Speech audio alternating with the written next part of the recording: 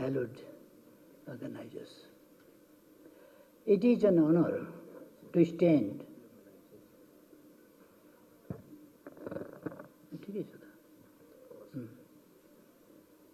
It is an honor to stand before this gathering of exceptional minds, united by a shared commitment to exploring population and development issues. I extend my heartfelt gratitude to the organizers for convening this conference, which promises to be an extraordinary exchange of ideas. To our international guests, I warmly welcome you to Kathmandu Valley, a place rich in heritage and blessed with pleasant weather. May your stay here be both fruitful and memorable. We meet at a critical juncture in human history, a time that calls for decisive action to build global peace and prosperity. Our collective responsibility is clear. No individual anywhere in the world should suffer the indignity of lacking food, shelter, or basic necessities. 8 million do. Addressing this requires robust investments in agriculture production and sustainable resource management. Today, our planet is home to 8 billion people. The global fertility rate stands at 2.2, and 10% of the population is aged 65 or older. In some regions, such as East Asia, Europe, and Northern America, this figure extends 20%. The rise in life expectancy should not be viewed as a fault, but celebrated as a remarkable achievement, an outcome of policies aimed at ensuring healthier, longer lives. Therefore, in my opinion, aging individuals should never be regarded as a burden. Rather, they represent a natural and anticipated consequences of social progress. The global fertility rate is not at an alarming level. However, overly cautious young couples are increasingly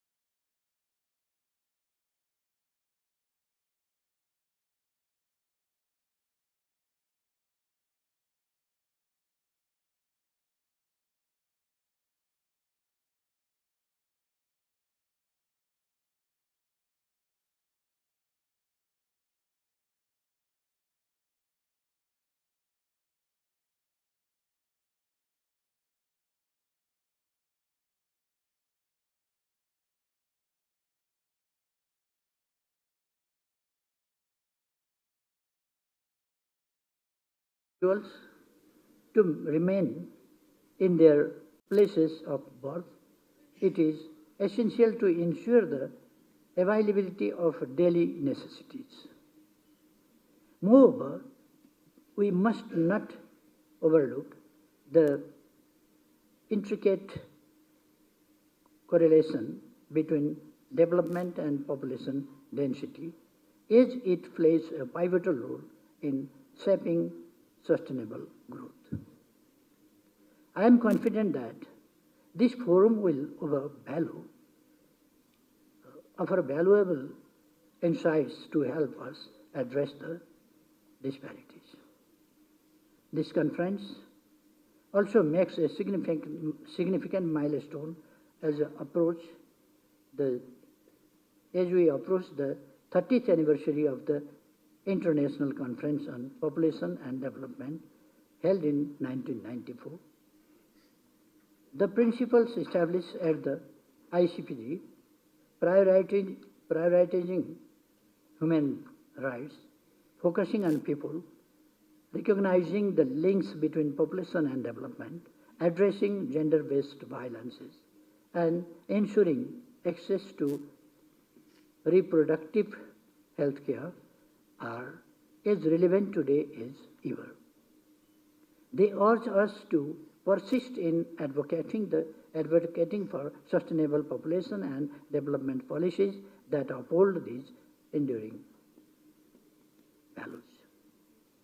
In the wake of the COVID-19 pandemic, the vulnerabilities of our society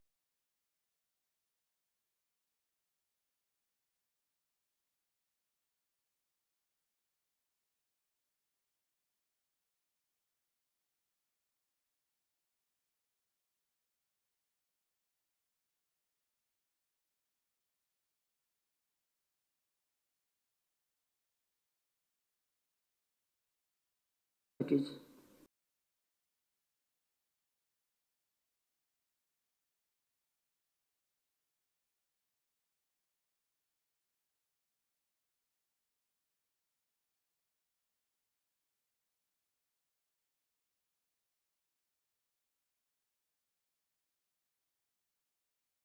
looming operation.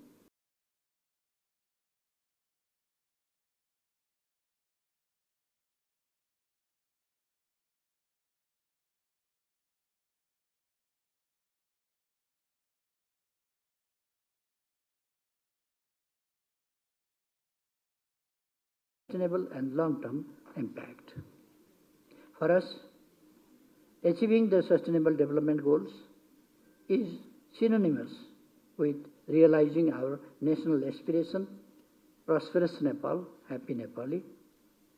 We envision prosperity as inclusive economic growth built on the foundation of equity. This means creating a level playing field for all, ensuring equitable access to quality education and healthcare as fundamental rights, strengthening social safety nets, and empowering marginalized communities. For Nepal, the happiness of our people is the ultimate measure for democratic success. To us, happiness represents human development and well-being rooted in shared prosperity. It is reflected in access to justice, protection of human rights, and economic opportunities for every individual.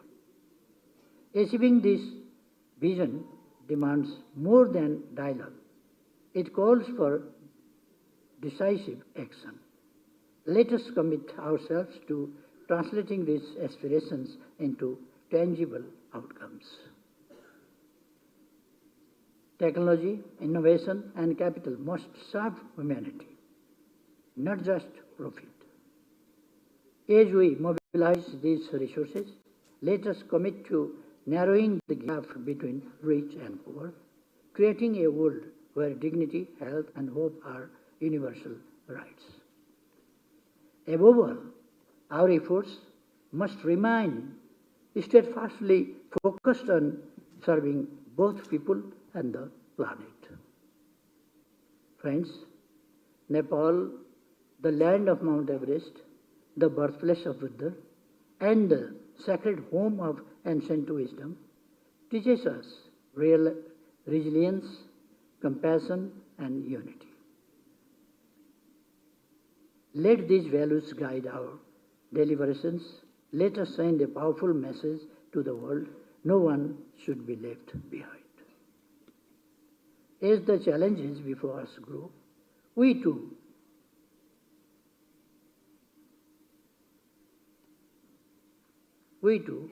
there's the potential for solutions. I trust in your wisdom and leadership to address these pressing issues. Together we can build a more harmonious and prosperous world. Thank you, and I wish you a successful conference and a pleasant stay in Kathmandu. All the best.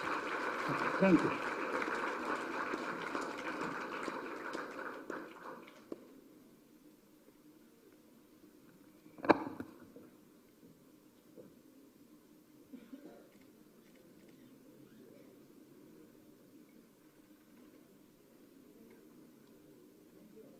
Thank you, Mr. Prime Minister K.P. Sharma Oli, for your insightful speech and valuable time.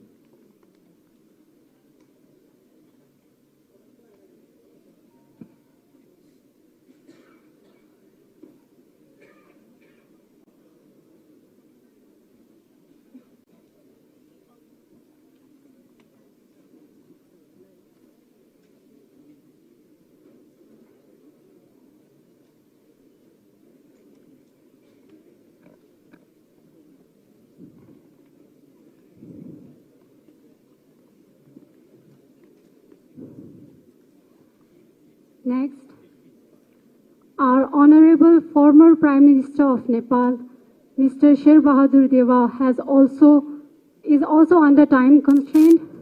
So we will be hearing his speech earlier than scheduled. So I would like to request our special guest, Honorable former Prime Minister of Nepal, Mr. Sher Bahadur Deva, to kindly share some of your remarks.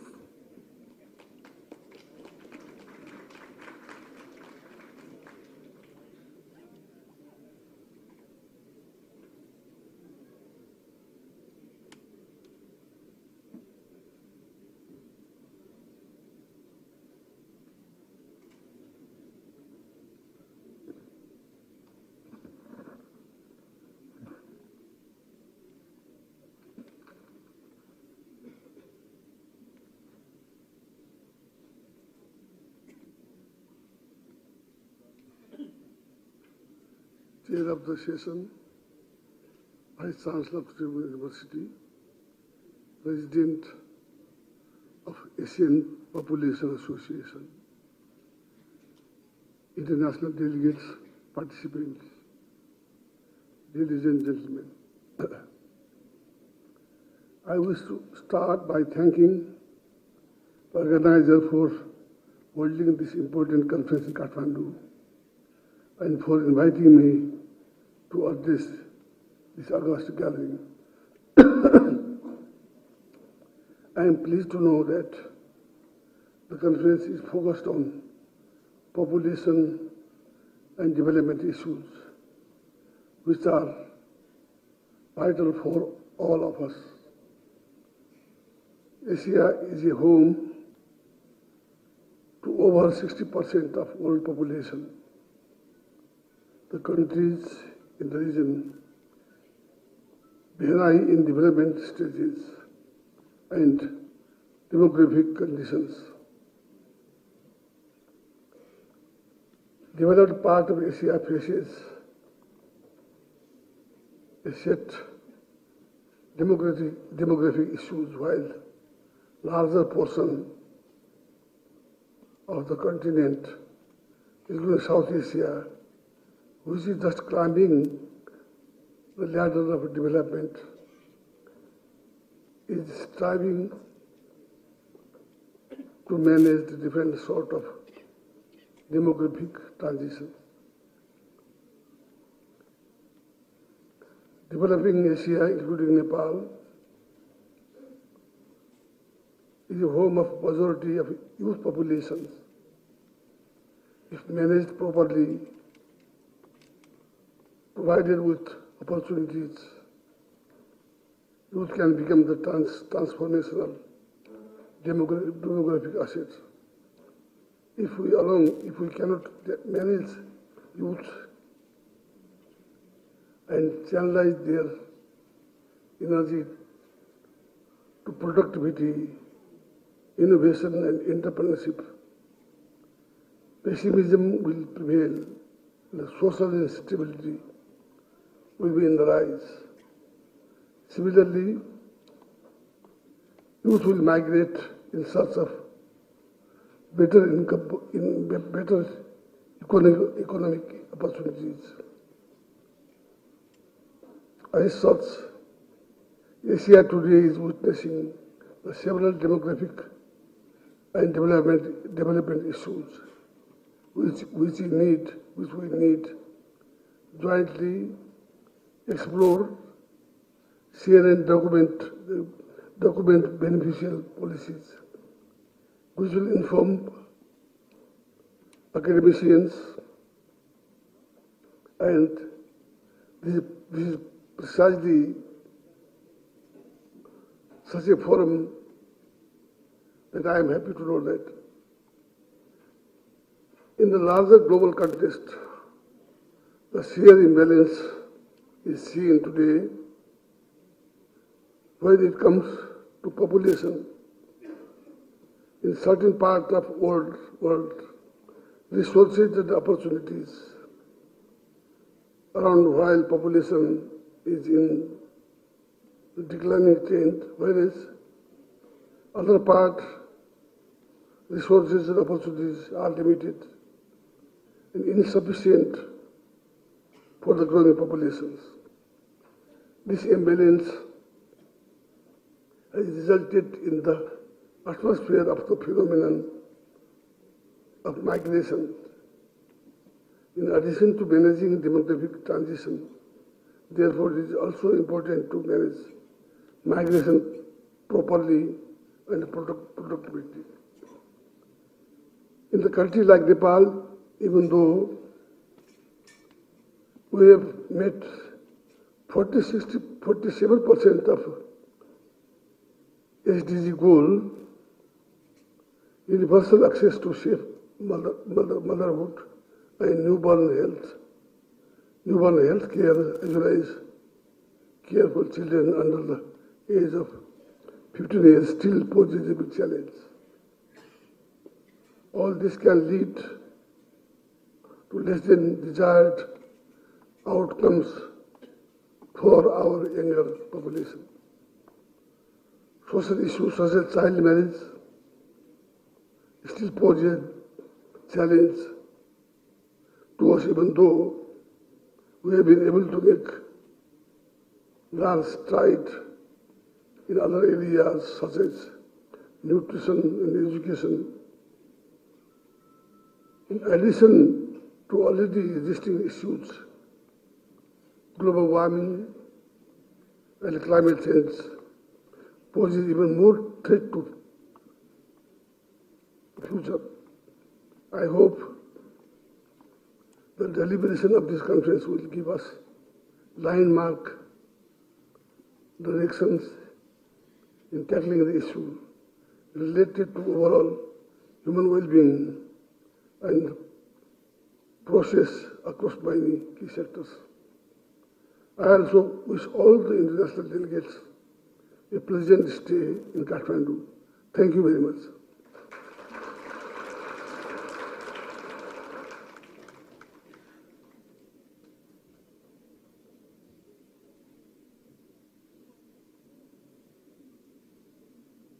Thank you very much, Honorable former Prime Minister of Nepal, Mr. Sher Bahadur Deva, for his insightful speech and valuable time.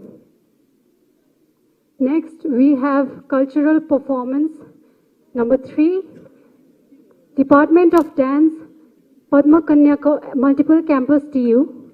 Title of the dance is Jhangat Dance. This dance is popular among the rare Jhangat community living in Eastern Tarai regions.